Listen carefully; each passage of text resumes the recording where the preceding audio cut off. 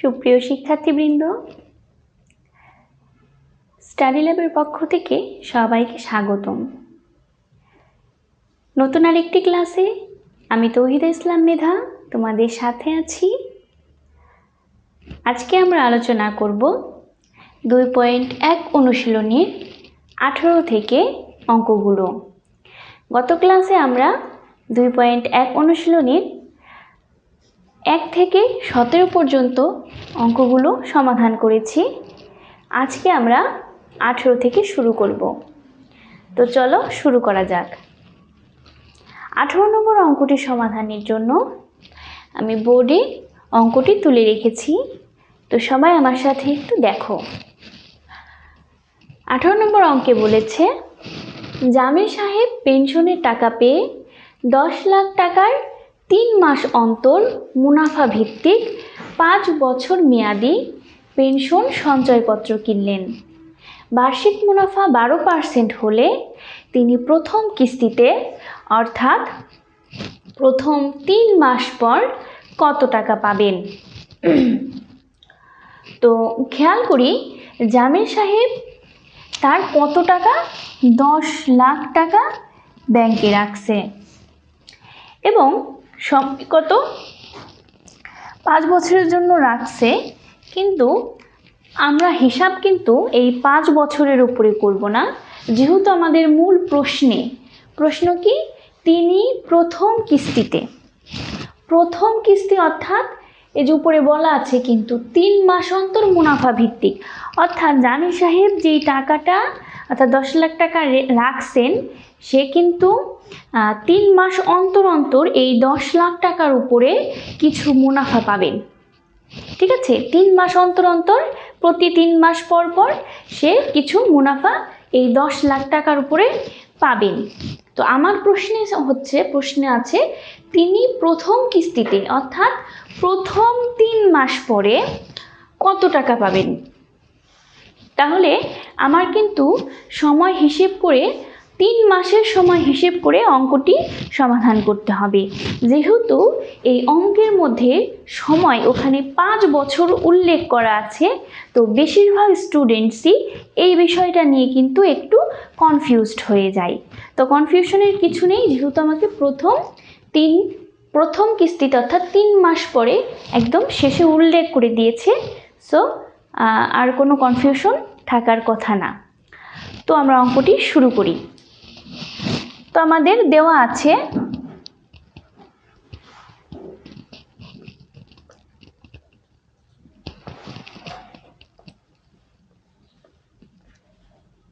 আসল পি সমান 10 লাখ,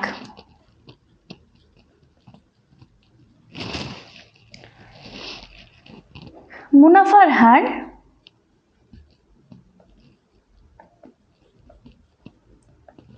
আর সমান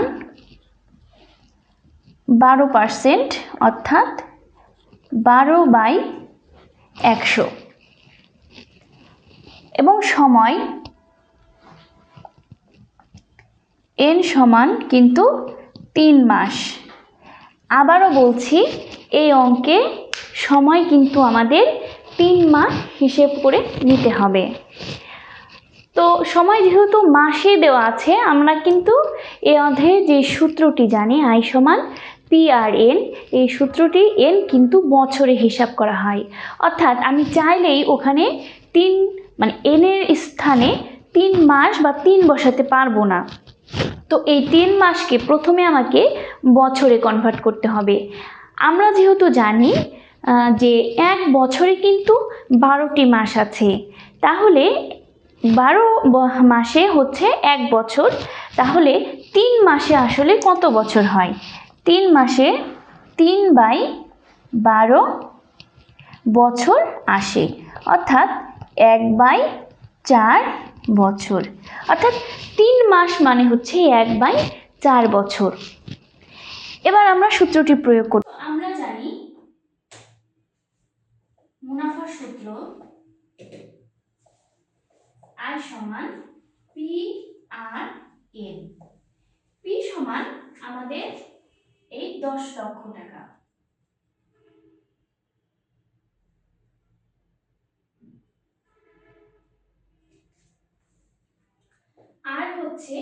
12/100 এবং n হচ্ছে আমাদের 1/4 বছর। তো এবার যদি আমি কাটাকাটি করি, 3 × 12 এবং এখানে 0 0 এর উপরে 0 0 কাটা যদি দেই, তাহলে এটা গুণ করলে আমার আসে 30,000 টাকা। অর্থাৎ জামিল সাহেব তার পেনশনের টাকা থেকে প্রথম কিস্তিতে 30,000 টাকা লাভ পাবে। তো আমি এভাবে লিখি, সুতরাং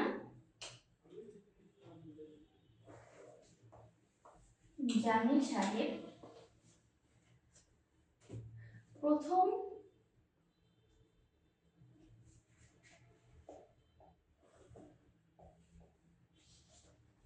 কিস্তিতে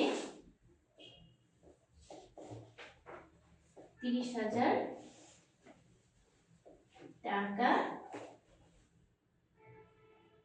পাবেন। তো সুপ্রিয় শিক্ষার্থীবৃন্দ, অঙ্কটি কিন্তু খুবই সহজ ছিল। অঙ্কের প্রশ্নটি দেখে যতটা বড় মনে হচ্ছে, অঙ্কটি কিন্তু ততটা কঠিন নয়। অঙ্কটি একেবারে সহজ, একদম প্লেন সূত্রের মাধ্যমে আমরা করতে পারছি, শুধু যদি প্রশ্নের ট্রিকটা একটু ধরতে পারি। প্রশ্নে কিন্তু মাস হিসেবে সময়টা আমাদের দেওয়া আছে, মাসের পরিবর্তে আমরা মাসকে যদি বছরে কনভার্ট করি এবং সেই মানে কনভার্ট করা সময় নিয়ে যদি আমি অঙ্কটি করি, তাহলে কিন্তু আমার অঙ্কটি সমাধান হয়ে যাবে। তো সুপ্রিয় শিক্ষার্থীবৃন্দ, এই ছিল আমাদের 18 নম্বর অঙ্কের সমাধান। এরপরে আমাদের আরো 2টি সৃজনশীল রয়েছে, 19 এবং 20। তো আমরা 19 এবং 20 সৃজনশীল দুটি এখন পরপর সমাধান করব।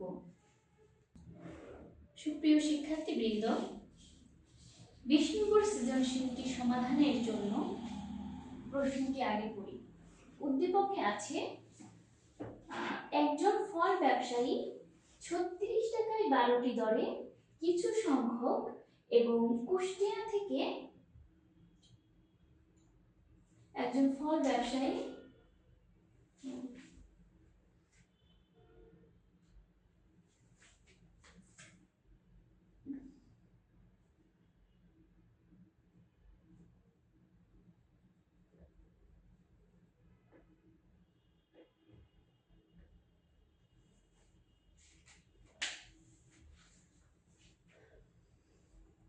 সুপ্রিয় শিক্ষার্থীবৃন্দ, 20 নম্বর সৃজনশীলটি সমাধানের জন্য আমরা প্রশ্নটি পড়ি। দেখতে পাচ্ছ বোর্ডে আমি প্রশ্নটি উদ্দীপকটি তুলে রেখেছি, এবং যেহেতু এখন আমি আগে ক নম্বর প্রশ্নের সমাধানটি করব, তাই ক নম্বর প্রশ্নটি শুধু তুলে রেখেছি। যদি আমি খ আর গ প্রশ্নটি তুলতে যাই, তাহলে কিন্তু আমার বোর্ডের অঙ্ক করার স্পেস কমে যাবে। এজন্য আমি শুধু ক নম্বর প্রশ্নটি তুলেছি। তো খেয়াল করি, উদ্দীপকটি আগে পড়ি। একজন ফল ব্যবসায়ী যশোর থেকে 36 টাকায় 12টি দরে কিছু সংখ্যক এবং কুষ্টিয়া থেকে 36 টাকায় 18টি দরে সমান সংখ্যক কলা খরিদ করলো। তিনি 36 টাকায় 15টি দরে তা বিক্রি করলেন।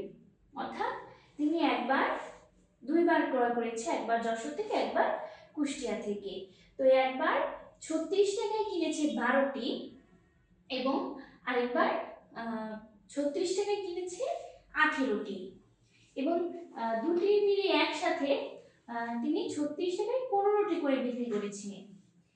তো ক নম্বর প্রশ্নে আমাকে বলেছে, ব্যবসায়ী যশোর থেকে প্রতি 100 কলা কি দরে ক্রয় করেছিলেন। তো খেয়াল করি, যশোর থেকে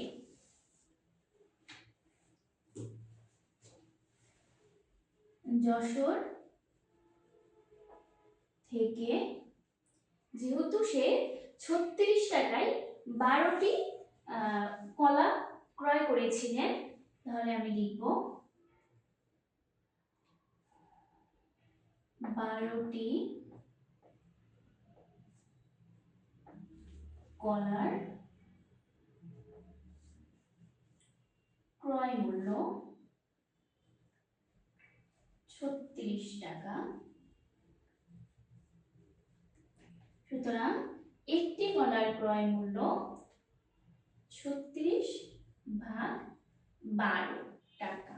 এবং প্রশ্নে আমাকে যেহেতু প্রতি 100 কলার ক্রয় মূল্য চেয়েছে, সুতরাং 100টি কলার ক্রয় মূল্য 36 গুণ 100 ভাগ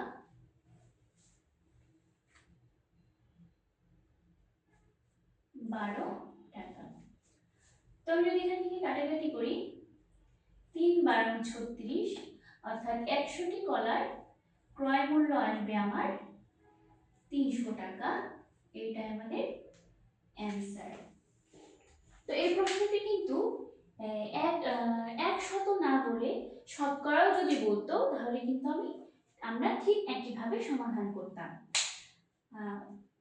তো এরপরে আমরা খ নম্বর প্রশ্নে চলে যাব। শিক্ষার্থীবৃন্দ, খ নম্বর প্রশ্নে কি বলেছে খেয়াল করি। সবগুলো কলা বিক্রয় করলে শতকরা কত লাভ বা ক্ষতি হবে। অর্থাৎ তিনি যে 2 ভাগে যে কলাগুলো ক্রয় করেছিলেন সেগুলো যদি 36 টাকায় 15টি দরে প্রতিটি বিক্রি করেন, তাহলে তার কত লাভ হবে নাকি ক্ষতি হবে, শতকরা হিসেবে হিসাব করতে বলেছে আমাদের। তো সেটির জন্য লাভ ক্ষতি নির্ণয়ের জন্য প্রথমে আমাদের কলার ক্রয় মূল্য যেটা দুটি মিলিয়ে সেটি বের করতে হবে, তারপরে বিক্রয় মূল্য বের করতে হবে। তো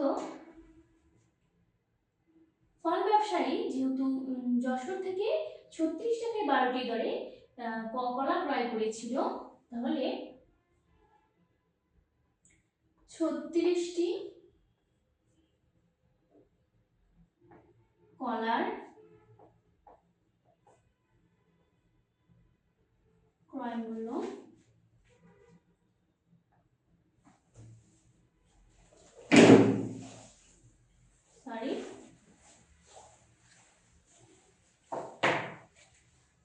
12টি কলার ক্রয় মূল্য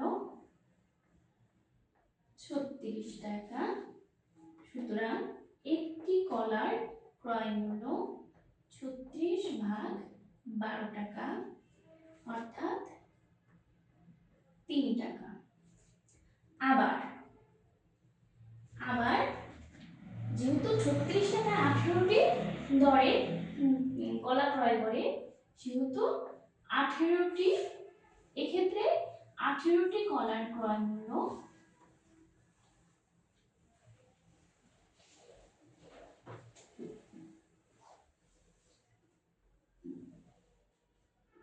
36 টাকা। সুতরাং একটি কলার ক্রয় মূল্য 36 ভাগ 18 টাকা, অর্থাৎ 2 টাকা। খেয়াল করি ব্যবসায়ী যে দরে ক্রয় করেছিল, আমি কিন্তু প্রতিটির হিসেবে ক্রয় মূল্যটি হিসেব করে ফেলেছি। তো সুতরাং ব্যবসায়ী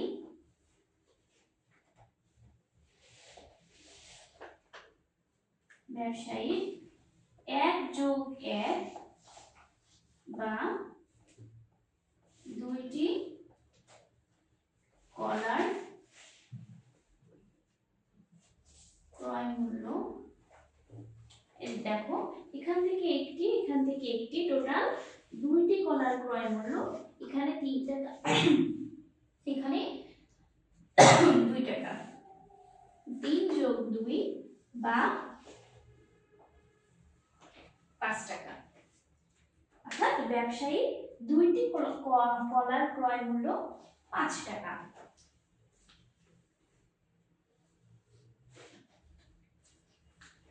সুতরাং একটি কলার ক্রয় মূল্য 5 ভাগ 2 টাকা, 5.5 টাকা, 5/2 টাকা। এবার আসি বিক্রয় মূল্যে। ব্যবসায়ী 36 টাকায় 15টি দরে বিক্রি করলেন। এখন 15টি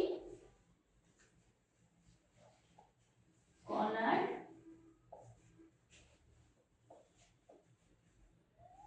বিক্রয় মূল্য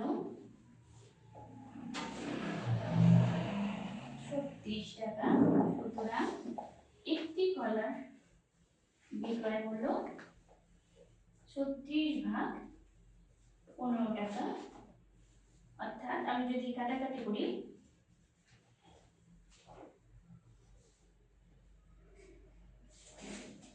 3 × 5 = 15, 3 × 12 = 36, অর্থাৎ 12/5 টাকা। তো আমি একটু যদি ক্যালকুলেটরে মনে মনে হিসাব করে নিই, এখানে কিন্তু এই 5/2 মানে হচ্ছে 2.5 টাকা। 5/2 মানে 2.5 টাকা এবং 12/5 মানে হচ্ছে 2.4 টাকা। তো ক্যালকুলেটরের হিসাবের পরে আমি কিন্তু বুঝতে পারছি এই বিক্রয় মূল্যটা কি আমার কম। বিক্রয় মূল্য আমার এই ক্রয় মূল্য থেকে কম। যেহেতু বিক্রয় মূল্য যেহেতু কম, সেহেতু আমার কি ব্যবসায়িক ক্ষতি হয়েছে। তো যেহেতু আমাকে শতকরা ক্ষতি লাভ বা ক্ষতি বের করতে বলেছে, সেহেতু আমি লিখব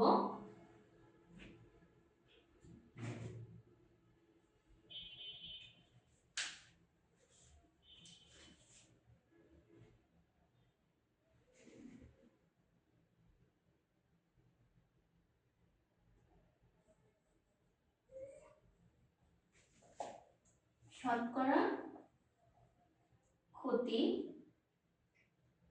এই 5/2 বিয়োগ হচ্ছে 12/5 গুণ 100%। এটাকে যদি আমি লসাগু করি, তাহলে লসাগু হচ্ছে 10, এখানে হচ্ছে কত 25 বিয়োগ এখানে হচ্ছে 5 × 2 = 10, 12 × 2 = 24, অর্থাৎ 1/10 গুণ 100%। যদি এটা কাটাকাটি করি, তাহলে আমাদের আসবে 10%। সুতরাং ব্যবসায়ীর ক্ষতি 10%। তো সুপ্রিয় শিক্ষার্থীবৃন্দ, একটু মনোযোগ দিয়ে খেয়াল করি যে ব্যবসায়ী একটি কলা 3 টাকা এবং আরেকবার একটি কলা 2 টাকায় ক্রয় করছে, অর্থাৎ তার দুইটি কলার ক্রয় মূল্য হচ্ছে 5 টাকা। অর্থাৎ একটি কলার ক্রয় মূল্য হচ্ছে 5/2 মানে হচ্ছে 2.5 টাকা এবং সে 36 টাকায় 15টি দরে বিক্রি করেছে। অর্থাৎ 15টি কলার বিক্রয় মূল্য ছিল হচ্ছে 36 টাকা। তাহলে একটি কলার বিক্রয় মূল্য কত? কাটাকাটি করে আমাদের এসেছে 12/5 এবং এটাকে যদি আমি হিসাব করি ক্যালকুলেটরে, তাহলে এটা আসে হচ্ছে 2/4 এবং এই হিসাবটা থেকে আমরা বুঝতে পারি যে আমার ক্রয় মূল্য বেশি ছিল, অর্থাৎ 2.5 ছিল ক্রয় মূল্য এবং 2.4 ছিল বিক্রয় মূল্য। অর্থাৎ বিক্রয় মূল্য কি ছিল আমাদের কম ছিল।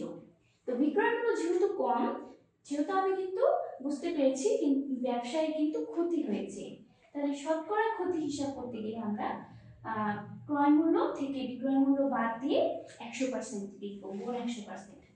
তো এটাকে যদি আমি লসাগু করি, 5 আর 2 এর লসাগু হচ্ছে 10, 5 2 এর মধ্যে 10 2 এর মধ্যে 5 বার যায়, 5 উপরে এই 5 এর সাথে গুণ হয়ে 5 5 আর 25 হয় এবং এই 5 এই 10 এর মধ্যে 2 বার যায় এবং এই 12 দুগুণী 24।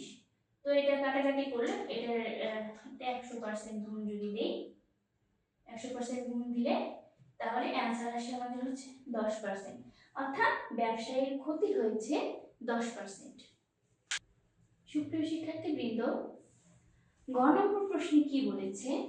গ নম্বর প্রশ্নে 25% লাভ করতে চাইলে প্রতি হালি কলা কি দরে বিক্রয় করতে হবে? অর্থাৎ খ নম্বর আমরা যে অঙ্কটি করেছিলাম সেখান থেকে কিন্তু আমরা একটি কলার বিক্রয় মূল্য একটি কলার ক্রয় মূল্য বের করেছিলাম। তো সেটি আমাদের এই অঙ্কে লাগবে। তো আমরা একটু লিখে নিব, খ হতে পাই একটি কলার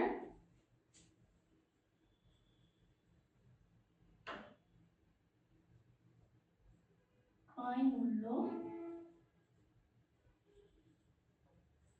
5/2 টাকা।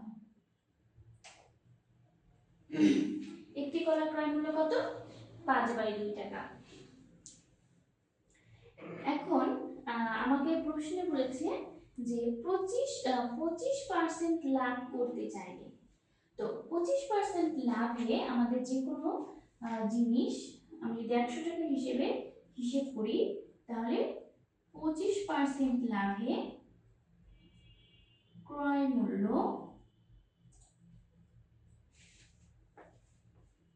100 টাকা হলে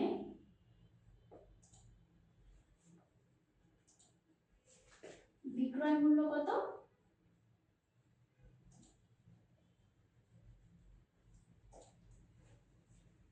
25 টাকা বেশি হবে, অর্থাৎ 100 যোগ 25 বা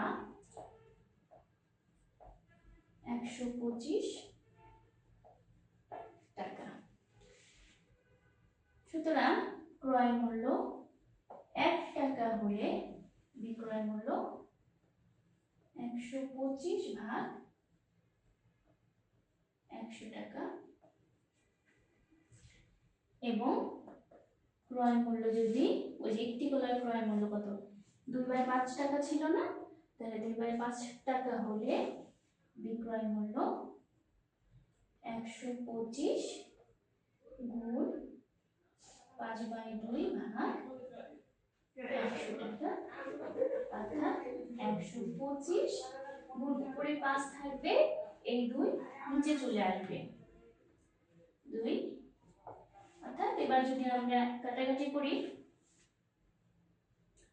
তাহলে 5 বিষম 100 এবং এটাকে যদি 5 দিয়ে আবার কাটাকাটি করি, তাহলে 5 25 125 এবং 4 5 20, এবং এটার অ্যান্সার হয় হচ্ছে 25/4 দুগুণী 8 টাকা।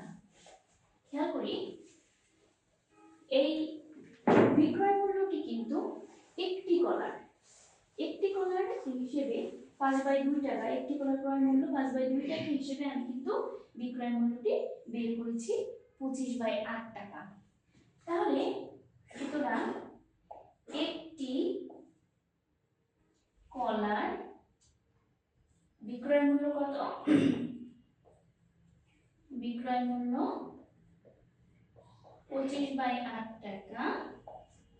সুতরাং যেহেতু আমাকে প্রতি হালি কলা কি দরে বিক্রি করতে হবে সেটি নির্ণয় করতে বলেছে, সুতরাং 4টি কলার বিক্রয় মূল্য আমার 25/8 গুণ 4 টাকা, অর্থাৎ যদি কাটাকাটি করি 25/2 টাকা, অর্থাৎ 12.5 টাকা করে আমাকে এক হালি কলা বিক্রি করতে হবে। তো খেয়াল করি অঙ্কটি আবার একটু রিভিশন দেই, যে একটি কলার ক্রয় মূল্য খ হতে আমি পেয়েছিলাম কি 5/2 টাকা। তাহলে যেহেতু আমাকে 25% লাভের হিসেবে বের করতে হবে, তাহলে আমি 25% 100 টাকা হিসেবে বিক্রয় মূল্য হিসাব করব। তো ক্রয় মূল্য যদি 100 টাকা হয় তাহলে বিক্রয় মূল্য 125 টাকা, এবং ক্রয় মূল্য যদি 1 টাকা হয় তাহলে বিক্রয় মূল্য 125/100 টাকা, এবং ক্রয় মূল্য যদি এই যে 5/2 টাকা হয় তাহলে বিক্রয় মূল্য 125 গুণ 5/2 ভাগ 100। তো এটাকে কাটাকাটি করার পরে আমার প্রতিটি কলার মূল্য আসছে 25/8। প্রতিটি কলার মূল্য কত? 25/8 টাকা করে আসছে। তো আমাকে তো শুধু একটি কলা বা প্রতিটি কলার হিসাব করলে হবে না, আমাকে তো প্রশ্নে বলে দিয়েছে প্রতি হালি কলা কি দরে বিক্রয় করতে হবে। তাহলে প্রতি হালি মানে 4টি কলার বিক্রয় মূল্য তাহলে কত? একটি বিক্রয় মূল্য যদি 25/8 টাকা হয় তাহলে 4টি কলার বিক্রয় মূল্য 25/8 গুণ 4। এটিকে কাটাকাটি করার পরে আমাদের উত্তর আসবে হচ্ছে 12.5 টাকা। তো সুপ্রিয় শিক্ষার্থীবৃন্দ, আশা করি অঙ্কটি বুঝতে পেরেছি। তো এরপরে আমাদের যে পরবর্তী সৃজনশীল 21 নম্বর সৃজনশীল অঙ্কটি আমরা সমাধান করব। সুপ্রিয় শিক্ষার্থীবৃন্দ, এবার আমরা এই অধ্যায়ের শেষ সৃজনশীল শেষ অঙ্ক 21 নম্বর অঙ্কটি সমাধান করব। তো তোমাদের সুবিধার্থে আমি পুরো প্রশ্নটি বোর্ডে তুলে রেখেছি। তো প্রথমে আমরা উদ্দীপক করি। উদ্দীপকে বলেছে কোনো আসল 3 বছরের সরল মুনাফা সহ 28,000 টাকা এবং 5 বছরের সরল মুনাফা সহ 30,000 টাকা। এটুকুই কিন্তু আমাদের উদ্দীপক। এবং কতে কি বলেছে দেখি। কতে বলেছে প্রতীকগুলোর বর্ণনা সহ মূলধন নির্ণয়ের সূত্রটি দেখো। প্রতীকগুলোর বর্ণনা সহ মূলধন নির্ণয়ের সূত্রটি। তো আমরা জানি মূলধন P সমান I/RN।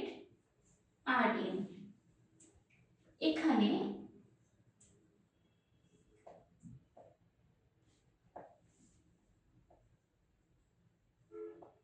মূলধন সমান P,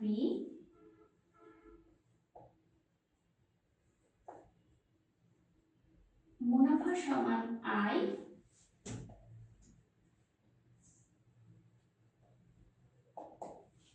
মুনাফার হার সমান R, এবং সময় সমান N। তো আশা করি বুঝতে পেরেছি, এটা আমাদের একটি মুখস্থ সূত্র। তো এরপরে আমরা খ নম্বর অঙ্কটি সমাধান করব।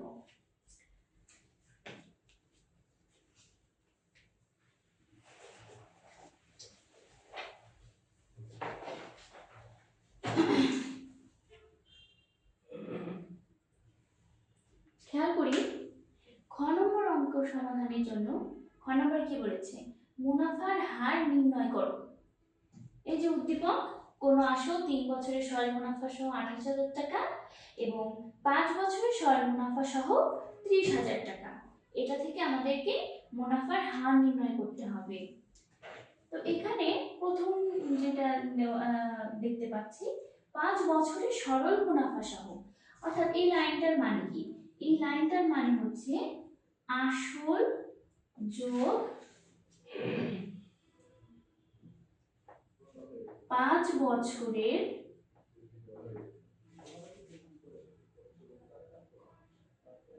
মুনাফা কত? 30,000 টাকা। ক্লিয়ার? আসল যোগ 5 বছরের মুনাফা 30,000 টাকা। এবং পরবর্তী যে আরেকটা কথা বলা আছে 3 বছরের সরল মুনাফা সহ, অর্থাৎ এখানে আসল যোগ 3 বছরের মুনাফা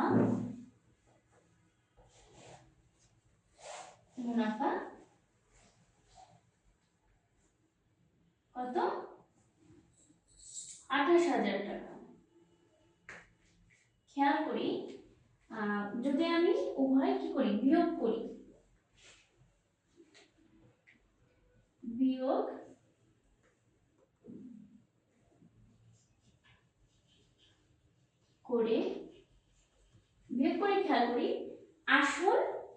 বাদ চলে যাচ্ছে এবং এখান থেকে 5 বছরের মুনাফা থেকে 3 বছরের মুনাফা বাদ দিলে থাকছে 2